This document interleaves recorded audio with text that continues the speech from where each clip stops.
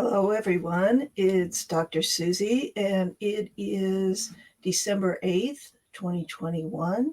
And I just wanted to come on here and continue our conversation about biting behaviors in horses. And today I'm just going to talk briefly about some possible root causes of the behavior, and perhaps that will help everyone kind of take a look at this in a different light and become a little bit more of a scientist and in our exploration of each individual horse and each individual reason for why they're biting.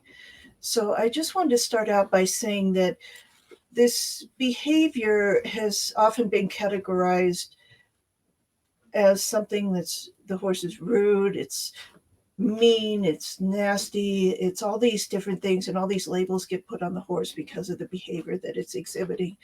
And just to think back on that, it's yes, it is exhibiting that behavior, but why? And is it because every other time it tried to say something was wrong in its life, or something they didn't understand something and no one heard them, and then that finally it had to escalate into a bigger and bigger behavior so that maybe somebody would listen to what was going on with the horse and that they were bothered in some way. I always like to look at it in a broad spectrum, not just as, oh, it's just the behavior, let's make it go away. And I think you already know that's how I approach this. So, to begin with today, I want to just rule out, if you're trying to explore why is this behavior coming about and all that, I want to rule out a number one thing that I see is that there's pain in the horse's body in some place. So it's always good to go to that first and just see, is there pain in the mouth? Is there pain in the body somewhere? And what is the trigger for that pain response? If that biting is that, is it putting the bridle on? Is it settling the horse? Is it something in the ribs that when you go to girth it up, it's saying, oh, it really hurts there, and it turns around and tries to bite you? It can also be something a little different. It can be actually an initial memory of the pain response when that bridling or settling, let's just use those as an example, took place. So let's say that somebody threw the saddle on the horse for the first time, and then they girthed it up, and that was very disturbing for the horse, and it turned around and tried to bite. And because it didn't know any other thing to say, that bothered me, that was rude on the person's part, right? Because all of a sudden here's this thing that's happening to them and they didn't know it was coming, and wow, that's uncomfortable. And what response does a horse have? There's very few things. It could kick, it could bite, it could do different things like that. So just keeping in mind that when something happens initially and there's pain involved, that becomes a memory. And so every time after that, no matter whether there's pain or not, just the action of that can create the idea that pain may follow and that you need to have this behavior to make it go away or to express um, your anger about it. So just kind of thinking about that, if biting has become kind of, in that case, a habitual response, that it sees a saddle, it becomes angry, it knows it might have pain, and then it just starts a behavior. So these are really hard to kind of parse out and figure out, like, well, is this just a memory of pain or is it real actual pain? So just knowing that makes our exploration that much more difficult, right? Because you've got to look at all these different things. So start out, first of all, thinking about, is there pain involved, whether it's real or imagined or from the past? Okay, so getting on after pain, um, some of the main things that I pick up from horses that I see that are biting a lot is that they have an underlying level of anxiety all the time that they carry with them.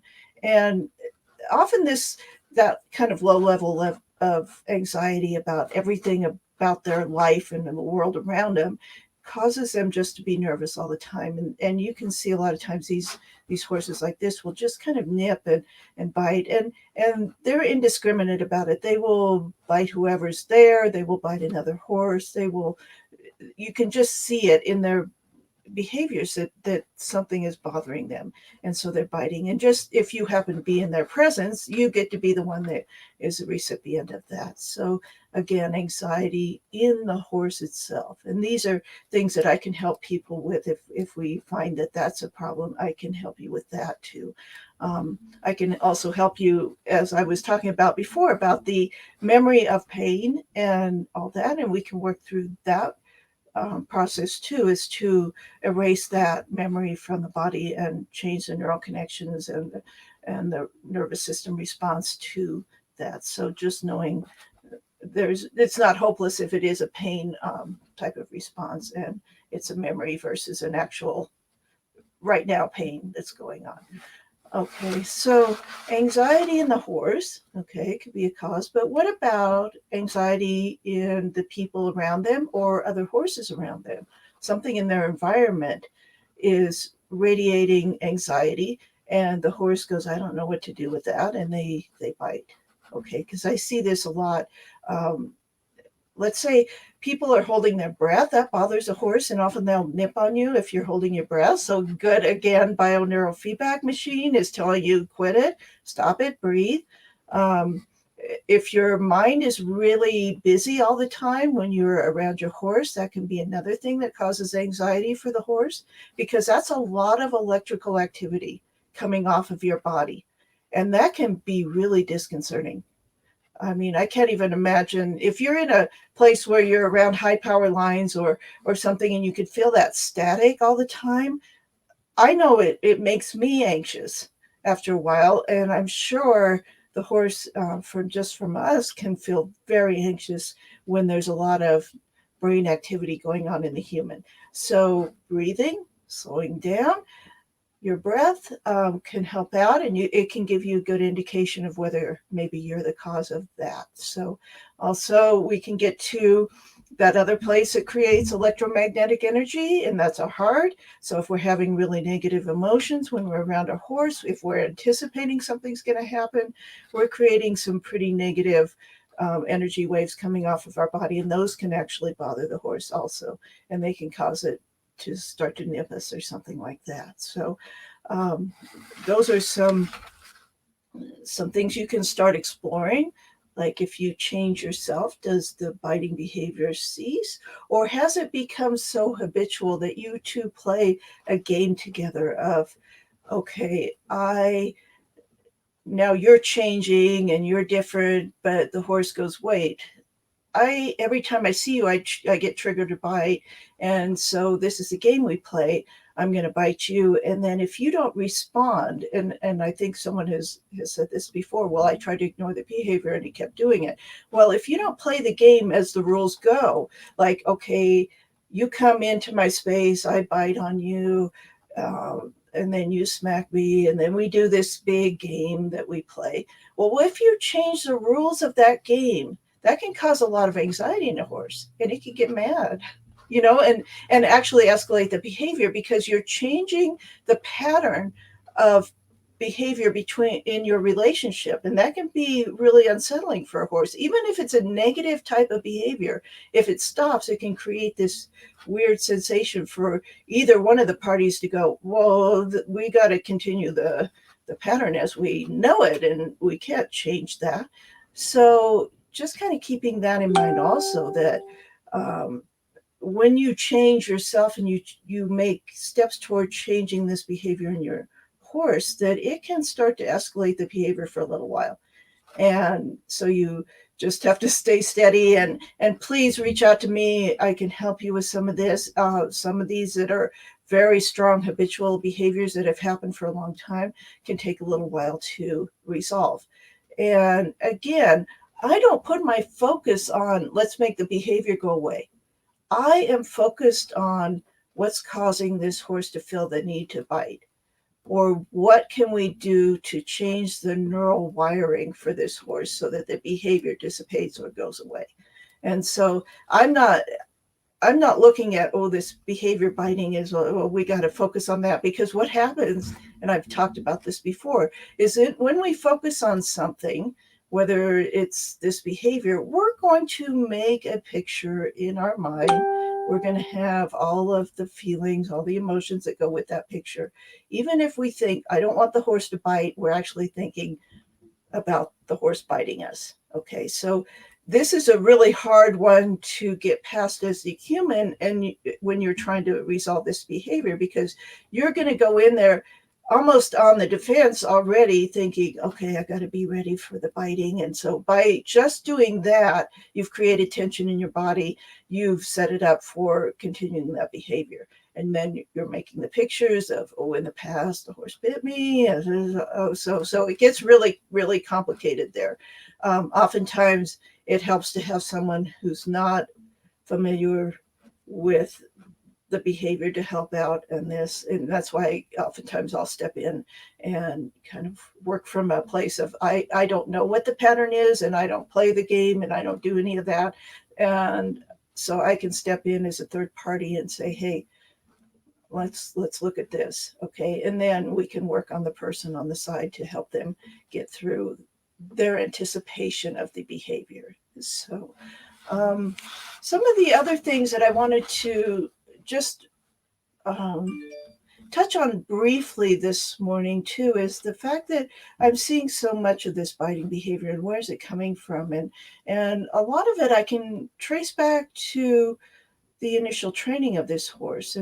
And here's what I'm seeing a lot of times is that this horse was put into training, and it it didn't understand initially what it was being asked, and it got frustrated, and it it got punished for its frustration or not understanding, and its only response was maybe kicking, biting, rearing, various different behaviors to try to say, I don't understand what you're asking. And there's a frustration in the horse's end of like, I don't understand what you want from me. And the training is going by too fast. I know there used to be, when I was taught some things, it was like there's a 1, 2, 3 rule. You ask the horse, and then you count to 1, 2, 3. And if it doesn't do it, you go full on of punishing this horse. You better pay attention to me, whatever. That's not enough time for a horse's brain to integrate the information, know what you're asking, especially if you're teaching something new. Okay, so that can be very damaging for a horse if you don't give them sufficient time to learn. And over time, your corrections for every little thing that the horse does wrong, in your opinion, gets punished, and the horse gets very anxious, and then the horse starts biting or some other behavior. So just keeping that in mind, a lot of times people, when they watch me, they go, you take too long. Once you show a horse something, you pause too long. And it's like, I pause as long as I feel like that horse needs to understand what I asked. And I'm going to be in that pause watching whether or not that horse understands what I asked. Do I need to ask it in a different way? Or can I see that they're trying to process this and understand what I'm asking, and they're doing their best they can? And I think that's where, if you're drawn to sacred spaces, that's maybe one of the reasons, is that we're going to look at horses in a very empathetic way. We're going to understand that us and our human language, which seems so wonderful and perfect for us to understand everything, does not work for a horse. It's very confusing. And we never take that into account. Often when we're training something, we think, oh, he should just understand that. Oh my gosh, if somebody sent me to a foreign country and they just told me these things, and then they did stuff if I didn't understand, and then I got in trouble because I wasn't understanding, I can tell you, I'm not going to be quick on understanding a foreign language. That's not going to be easy for me. And I'm going to do the best I can. I'm going to take some, guesstimates about what maybe that person is expecting from me, but it's a guesstimate. And if they punish me before I have a chance to try some different things and guess what they're trying to teach me, I'm not going to be so inclined to do things for him after that. I'm going to get angry, frustrated, and what am I going to do? I might yell at him. I think biting is a horse's equivalent of yelling. Like, I don't understand what you wanted. And then over time, that becomes your first response. Anytime anybody asks anything of you, is you're going to yell at them because it's like you're sure they're not going to understand, or you're not going to understand, and so it gets into that big fight. So just like I said, I'm going to keep these about 15 minutes, and I'm looking, and I'm about 15 and a half minutes down this kind of a rabbit hole with biting behaviors. But we will continue on, and I do want to get to some different solutions, some different things you can try. So that's going to be coming up. So just stay tuned on this. And until the next time, which I am never quite sure when the next time will be. I got a super busy schedule, but I'm going to try to sit down when I can and continue this discussion. So until I see you next, I love your comments, and I can't respond individually to each one, but I will try to incorporate a lot of them within the talk that I do on this subject in the future. So I will see you next time, and just be gentle on yourselves, keep experimenting, and I'll see you soon. Goodbye.